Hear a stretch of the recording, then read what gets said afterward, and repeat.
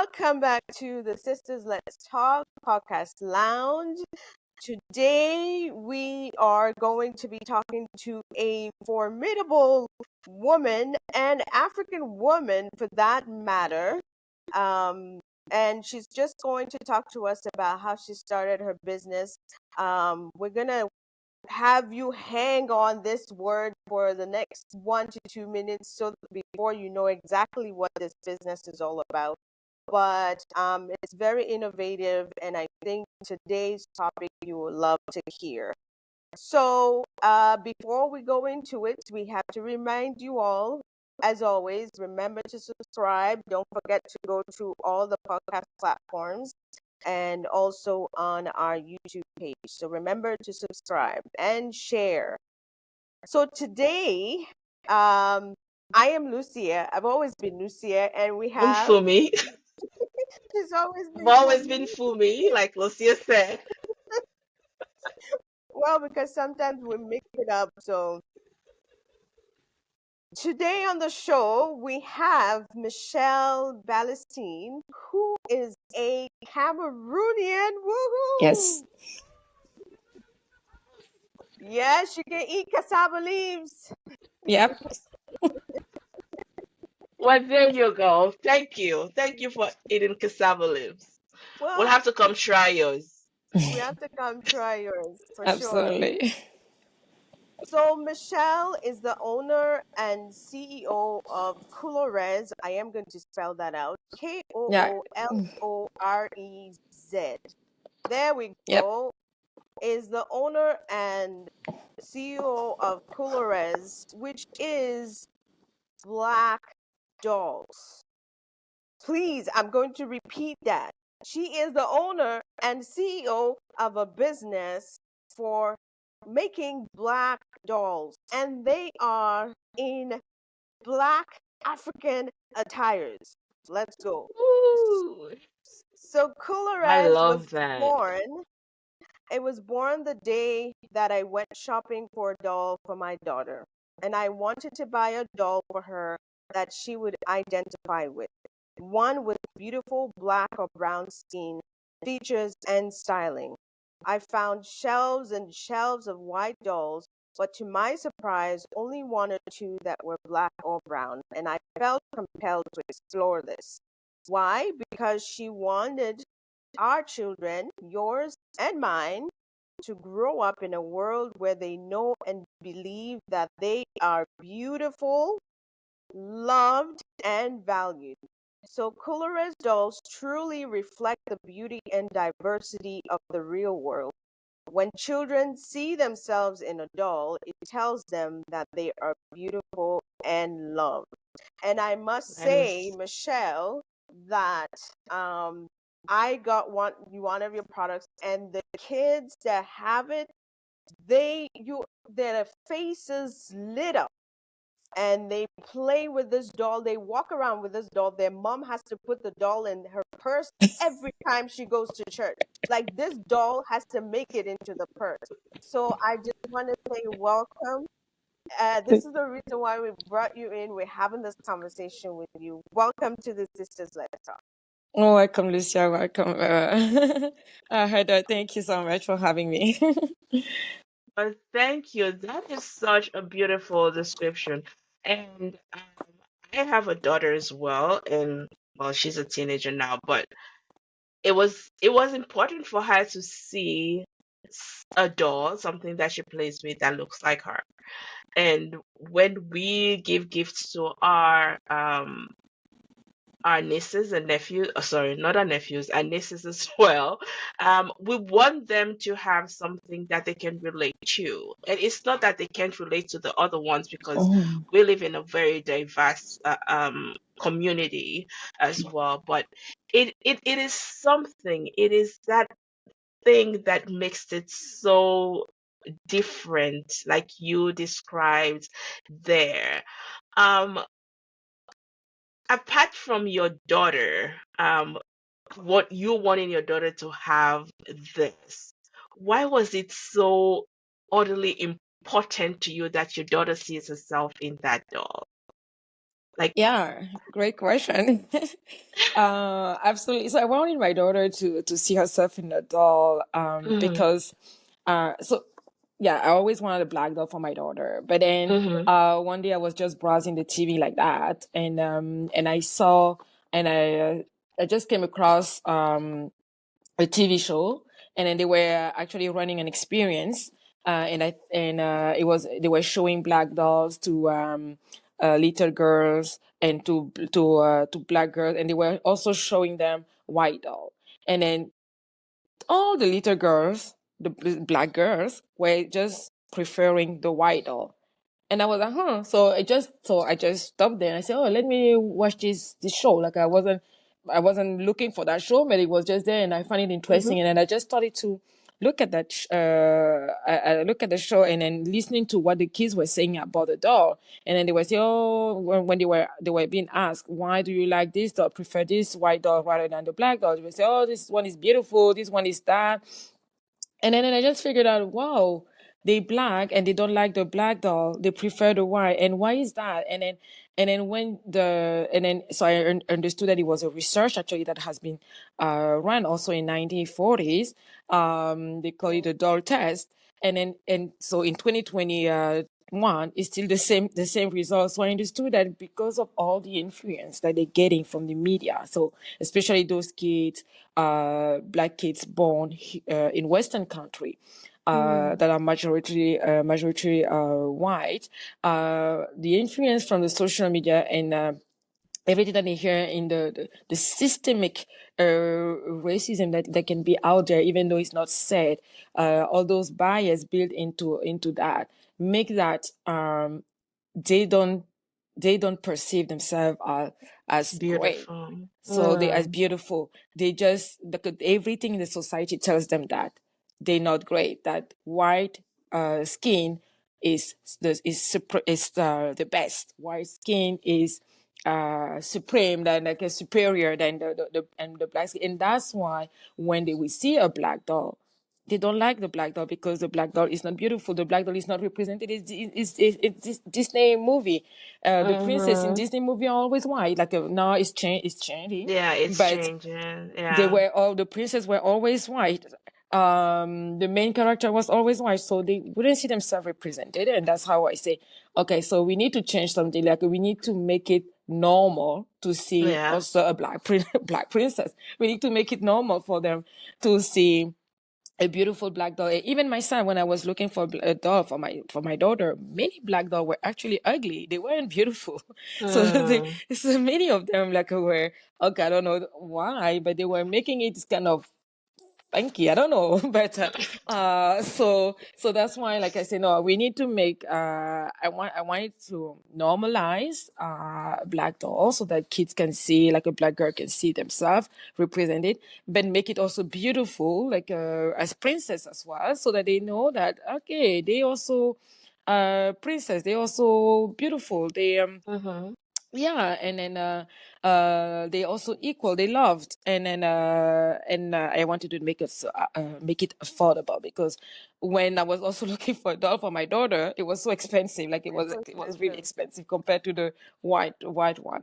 Why the white dolls? Mm-hmm. That is a very interesting fact, and I like that you saw a problem and you didn't only just accept the problem as it being a A problem, problem. Hmm. and you did something about it. You found so I'm saying this because sometimes we see a problem, right?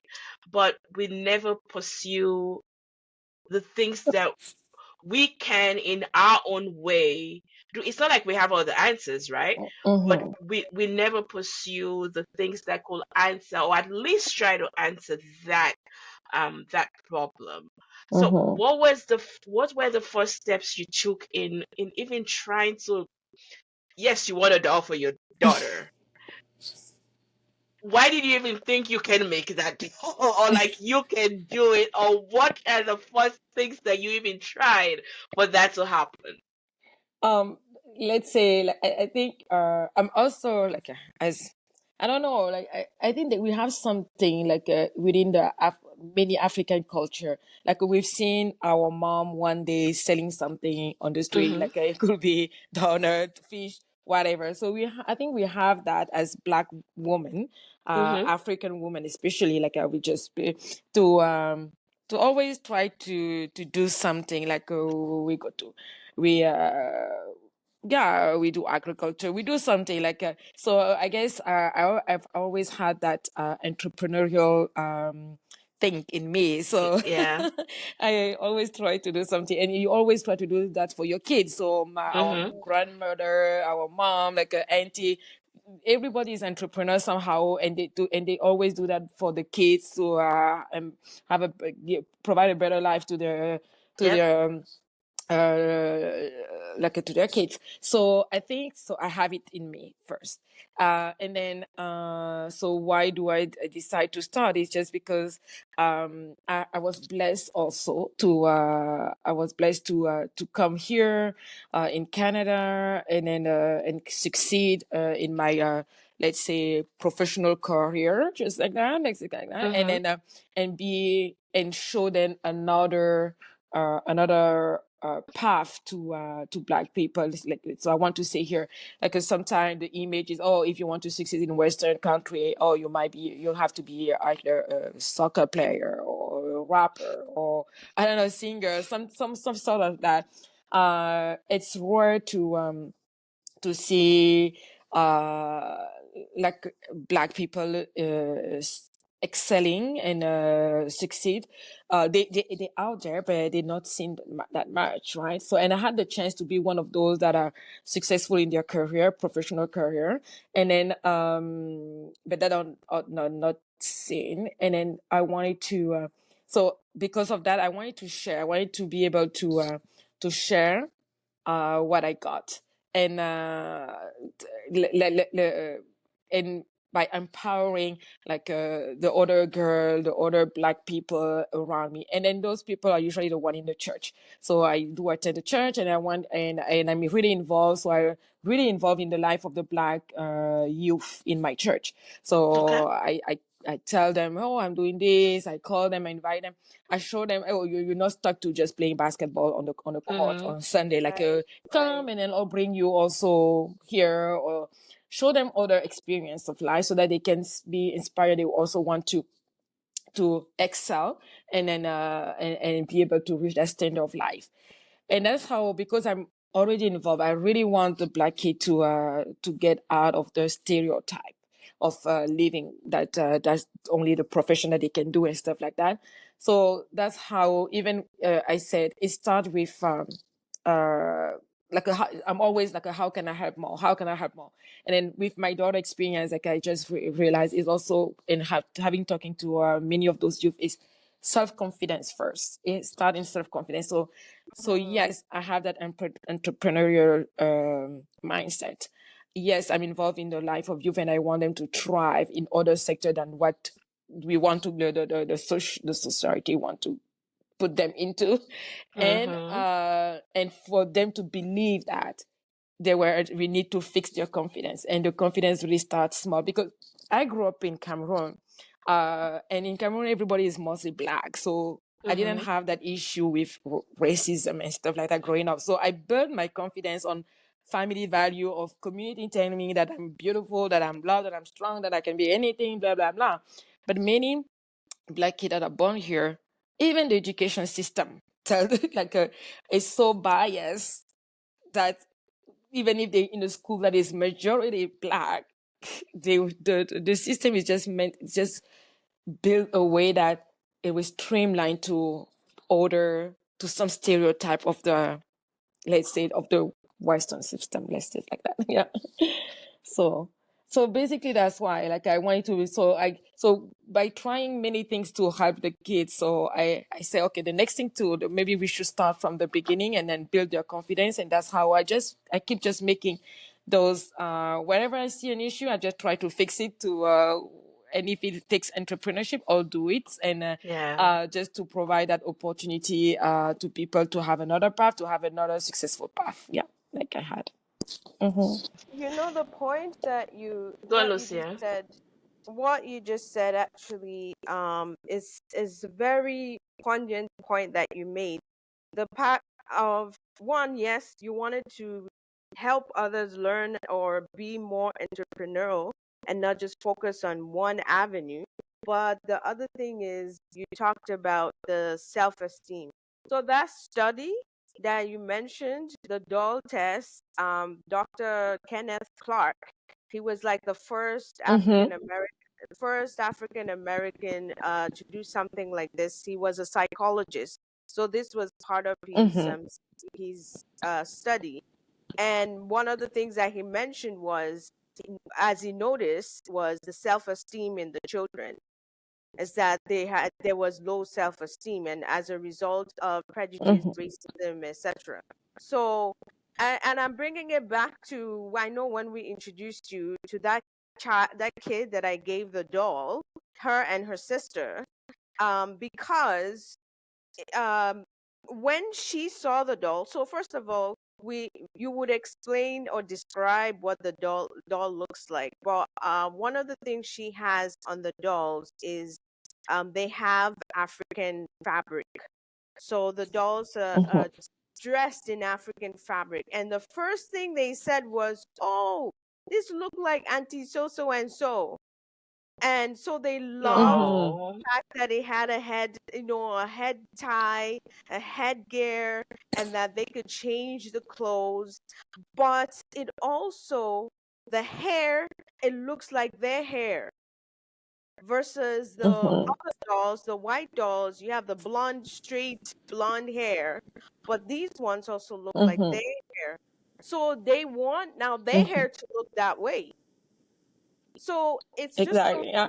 those small things that make a difference. And like you said, when we were growing up, it's all around us, so we don't really think about it. But Mm-hmm. here, or when you're outside of an environment where there's diversity, which is a good thing, but then you struggle to find yourself. So I like the point that you Mm-hmm. made in terms of the entrepreneurship.